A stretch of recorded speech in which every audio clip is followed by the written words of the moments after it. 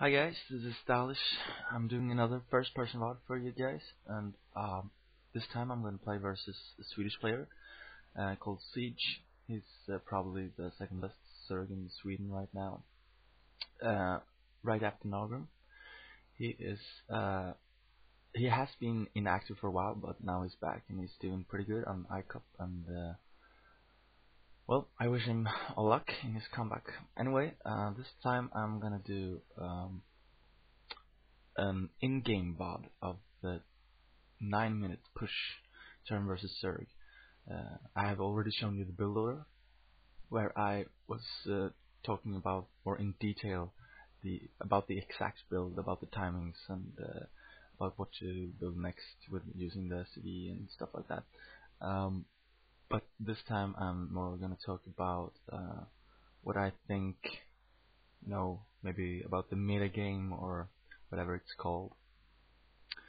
So first off, whenever I start on a four starting location map like Othello or Python or anything like that, the scouting pattern is very important because usually there isn't like 1/3 of a chance to find him, because usually you can gather some information about where his location is, even though you don't know where he is, by sending your SCD in specific locations. And you might find a drone scout, or you might find Overlord coming from a specific direction that will give you information where he is. And that's very important when you do this one barrack start, because you won't have that many marines, and you really want to know if he does the 9 pool. So here you can see I'm scouting with my SCD, and here I see his overload really quick, because I scout at 12, and that means that his overload will be in my natural when I go to my natural with my SCD. He might also be, like right above my cliff, floating towards my natural. So what I want to do is I go to the from this start location, I go to the very left of my natural expansion, and I check if I can see the overload. If I can't see an overload there, I will change my scouting direction, and I will go up towards 1 o'clock instead of 7 o'clock, because that means that he's probably not starting at 7 o'clock, and unless he sends his overlord in the other direction. I mean, there is also a bit of luck in there, but it makes it more than just 1/3 of a chance to actually scout his base. And the second thing I look for is when I see if he did 9 pool or not. I will see that at his hatchery. If his hatchery is almost at the yellow when I scout it, if I scout it on the first try, it means that he 12 hatched. And then I just go directly into his base and I see, did he take his gas or not? Because if he is going to do like a 2 hatchery build, he's going to take his gas like right away, almost at the same time as he takes his spawning pool. But if I see that he doesn't take his gas right away, I already know that he is going to place a 3rd hatchery. And if I can't scout him in his main base or in his natural making that hatchery, then I know, okay, he's making a hidden expo hatchery or something like that. So he's always going to make another hatchery if he doesn't take his gas very fast in the game. So you can actually know if he's gonna go 2 hatch or not, like the instant as you arrive at his base. So I'm recording this in the morning, so I haven't really woken up yet. My English is a bit blurry. I don't know. Anyway, here I do the SV transfer, and I didn't even look at the timing for the command center, because I know when to send my SVs. It's when the refinery is finished. That's very good, so I get pretty good timing for my SVs.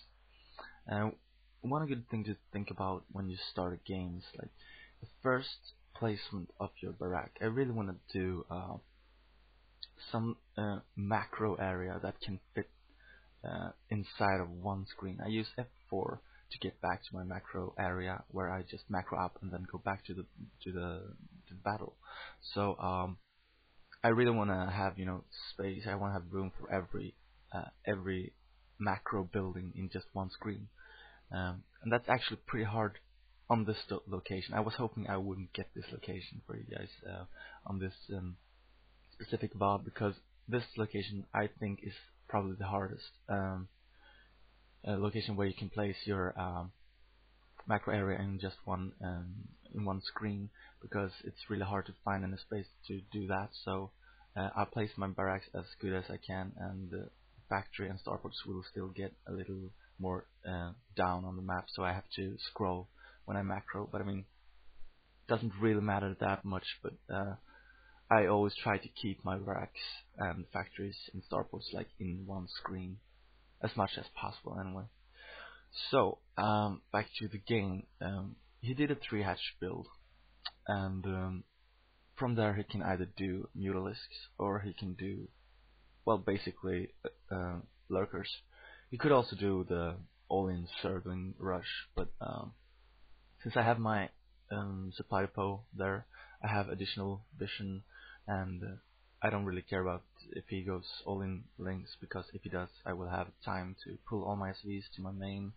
At the same time, I go with my marines up my choke, and then I stop all the SVs when they are also on the choke, and he won't have any possibility to break my choke, and I just lift my command center, wait for 2 5-bats, and then move out again to take my natural. And also, this is a friendly game, so I wasn't really expecting him to do anything like an all-in serving rush. So here I scan, and you see I see the larvas. I see larvas saved up, so I know that he's probably doing a muta opening. And as you can see in Rhett's first-person VOD, which was very good and informative as well, if you see evolution chamber, then it means that he can do fake muta opening. He can actually do a fake opening anyway, even if you don't see the evolution chamber, but that's not really an optimal build, because that's like that's almost like a cheese build or something, because you lose some minerals and gas just to hope the turn will do well, won't scan your spire actually, or won't scout your mutalisks or lurkers. And then the game before, we played a game before this as well, but I didn't record that game. It was a shorter game where the first push made me win, but I think that this game is a little bit better because of the reasons I will tell you soon. Anyway, so I saw that he had no spire in my first scan, and then I used the second scan. And there I have to choose: will I scan in his expansion, or will I scan in his main?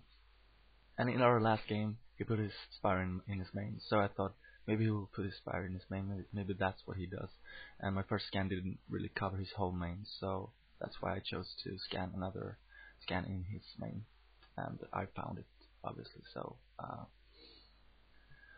that's a bit about, you think about previous encounters and what style the opponent has and stuff like that. That can really help you out when you play a rematch.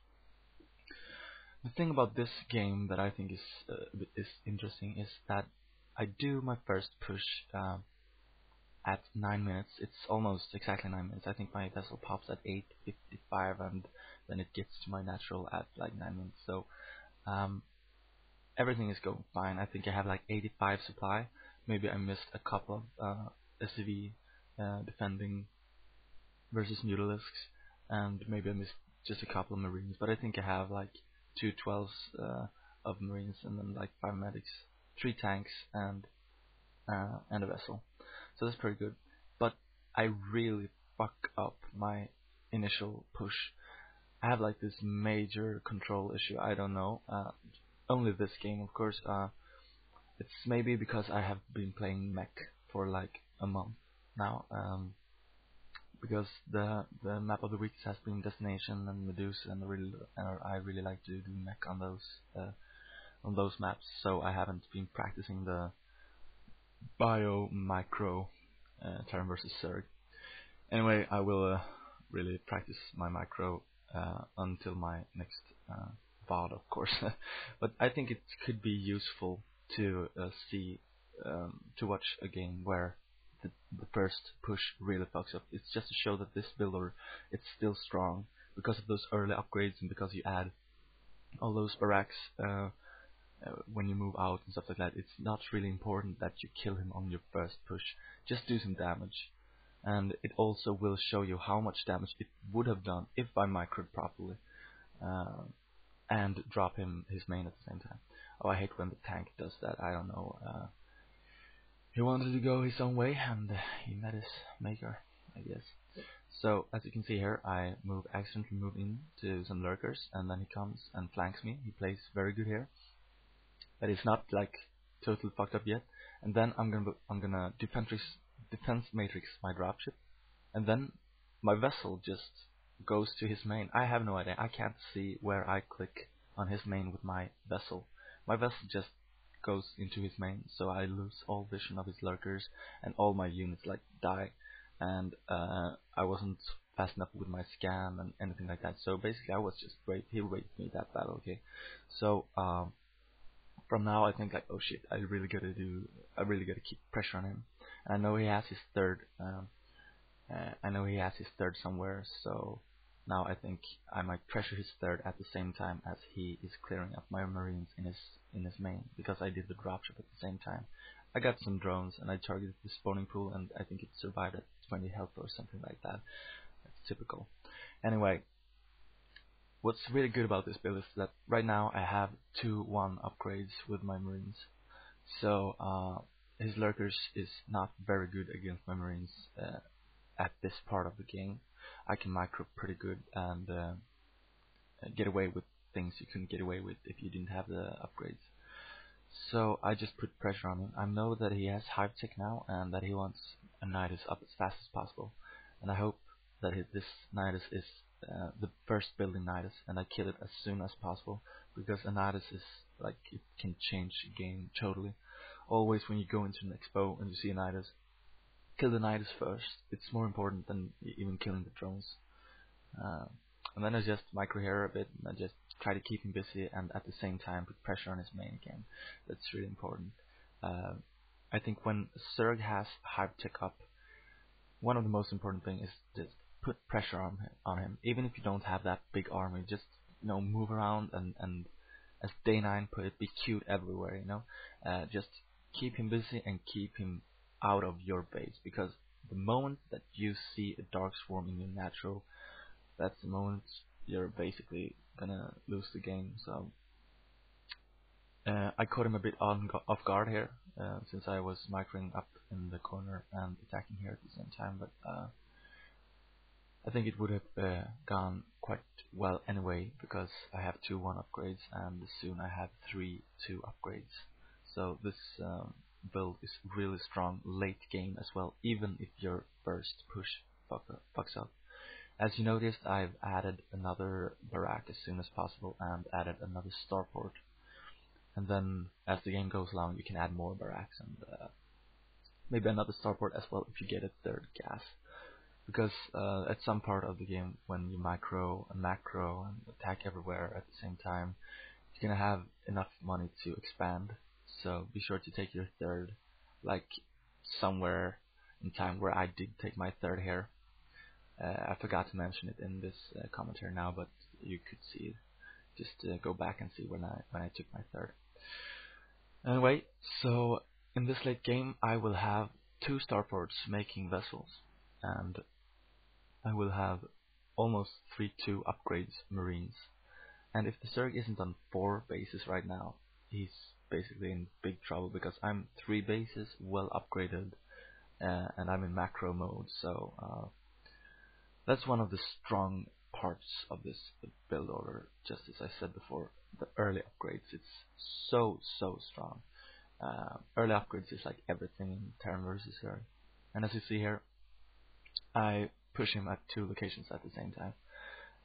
And I'm trying to be a bit cute here, attacking in the up corner, and then I'm going to do a racer at his drones in his main.